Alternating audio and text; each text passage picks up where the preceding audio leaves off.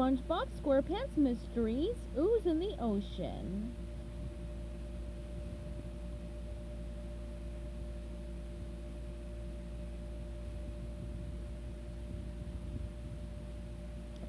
Chapter 13. In this business, you gotta ask a lot of questions. Otherwise, you'll never crack your case. Only problem is, most of the shady types involved in the crime hate questions. They like handing out answers about as much as Mr. Krabs likes handing out free samples. A lot of the time they completely clam up, and that's bad. But even worse is when they take it on the lam.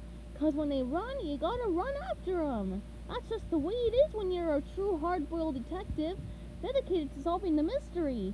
If you want to catch the bad guys, you gotta chase the bad guys. Come on, Patrick! SpongeBob shouted as he jumped up from the floor. We gotta go after Beth! Right! Patrick yelled, scrambling to his feet. She went that way! He pointed at the back door. They barreled toward it, pushed open the door and ran outside, finding themselves behind the Salty Spittoon. There were lots of boatmobiles and motorcycles parked in the lot, all of them customized to look tough and menacing.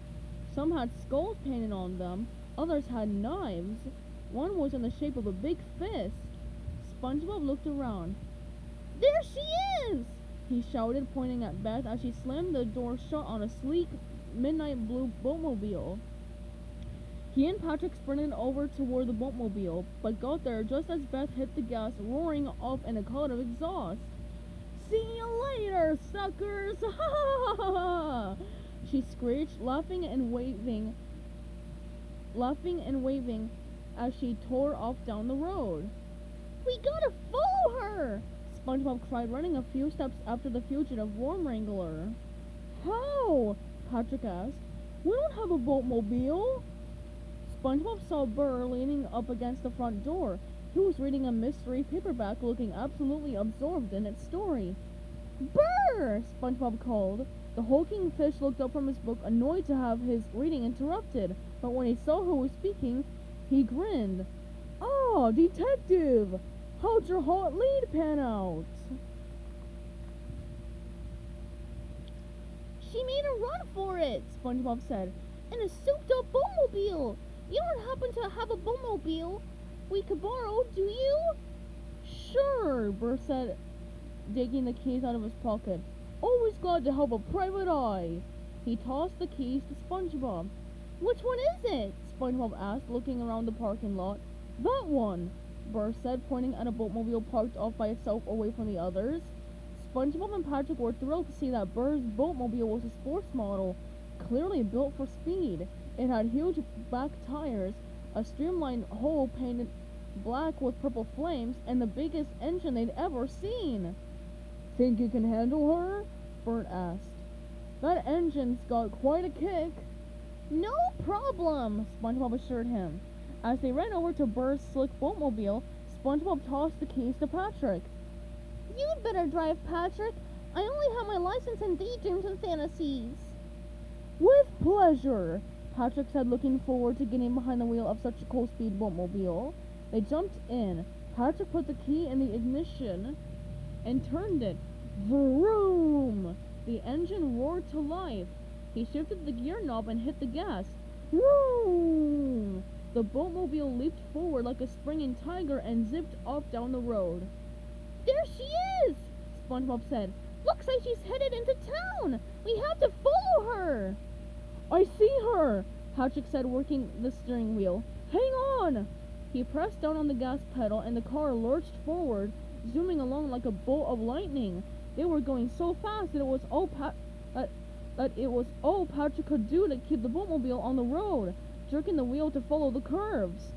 SpongeBob was full of advice for Patrick. Better slow down a little for this curve. Now speed back up. Now slower. Faster. Slower. Faster. Yank the wheel to the right. Now left. Look out for that pedestrian. Eager to prove his worth as a partner, Patrick tried to follow all of SpongeBob's directions. He saw this as his moment to shine, but as they hurtled along, it was hard enough just to stick to the road, let alone take every single one of SpongeBob's orders. Patrick grew anxious and a little frustrated. No, Patrick! SpongeBob shouted. Swerve left! No, right! Speed up! Come on, catch up to her! She's getting away! We're gonna lose her! I'm trying! Patrick yelled. Just as they were about to catch up with Beth, she spun her steering wheel to the right, turning straight into downtown Bikini Bottom. The traffic was much heavier there, with boatmobiles, buses, taxis, and pedestrians clogging the streets. I didn't slow Beth down a bit. She wove in and out of traffic, whipping around other drivers and even pulling up onto the sidewalk to get around buses. Pedestrians leaped out of the way. Drivers honked their horns. Beep! Hey! Slow down, you maniac! One driver screamed. To keep up with Beth, Patrick had to do everything she did. He cut into the wrong lane. He went into the wrong way down one-way streets. He even banked off the sides of buildings. SpongeBob had long since lost his cool detective pose. Patrick, what are you doing? He shrieked. Are you trying to get us killed? You said follow her, Patrick reminded him. I didn't mean it to the cemetery, SpongeBob screamed. Finally, to SpongeBob's relief, Beth reached the edge of the busy downtown area and headed out of town. Traffic eased up. Patrick kept the gas pedal to the floor, gaining on the worm wrangler inch by inch. Stay on her, Patrick! Keep up your speed! Don't slow down now! SpongeBob advised. I'm not! Patrick said, gritting his teeth. Vroom! They rocketed down the highway after Beth, who showed no signs of slowing down. Just as they were about to catch up with her again, she suddenly turned, plunging into a thick, dark forest of kelp. She turned! SpongeBob squeaked. Into that kelp forest! Follow her! Turn right into that same gap she turned into! Come on, faster! If you don't like my driving, Patrick growled, maybe you should get your license!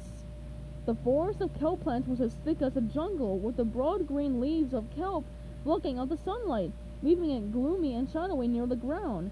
The kelp plants clustered close together, but Beth managed to find a narrow path between their stalks, zigging and zagging, hoping to lose her pursuers and the dense growth. Patrick kept after her, threading the racing boatmobile between the kelp plants waving in the water. Even when he couldn't see Beth's boatmobile, he could see kelp plants shaking as she brushed past them, so he could tell where she was, until he couldn't. I don't see her, Patrick admitted, slowing down. Can you tell where she is from the moving kelp plants? SpongeBob asked. Patrick looked all around. The plants were holding completely still. Nope, he said. I think we lost her. SpongeBob was disappointed but tried to handle it like the tough detective he was. Well, that's the way the cookie crumbles. Patrick frowned. I can't believe Beth got away. SpongeBob shrugged. Sometimes suspects escape, rookie. And you've been in the private eye biz as long as I have, you'll know that. Rookie? Patrick said, looking insulted. What's that supposed to mean? Nothing, SpongeBob said, puzzled. It's just that this is your first case, so naturally you're going to make mistakes, Patrick interrupted, getting mad. Is that what you were going to say? No, SpongeBob said. I was just... According to you, I can't do anything right, Patrick complained. Drive, chase bad guys, long division. We haven't done any long... Well, if I'm such a terrible partner, Patrick concluded, maybe we should just end this partnership and go our separate ways. SpongeBob was so shocked by this he didn't know what to say. They rode back to town, refusing to look at each other, staring straight ahead. Patrick drove the shortest route possible, back to the Salty Spittoon, and parked the speed boatmobile in the same spot where they'd found it. As they trudged back to Burr, SpongeBob and Patrick didn't exchange a single word. Thanks, Patrick said as he handed the keys back to Burr. Nice ride. Catch a suspect? Burr asked, excited to even be a small part of a real detective investigation. Nope, Patrick said miserably. She got away. Oh, Burr said, disappointed. Well, don't worry. You'll get her next time. Not sure there will be a second time, SpongeBob said gloomily. The two ex-partners walked home in silence. When they reached their houses, SpongeBob said, "See you." "Maybe," Patrick answered, taking off his hat and coat as he headed into his walk. Without looking back, SpongeBob went into his pineapple and closed the door behind him.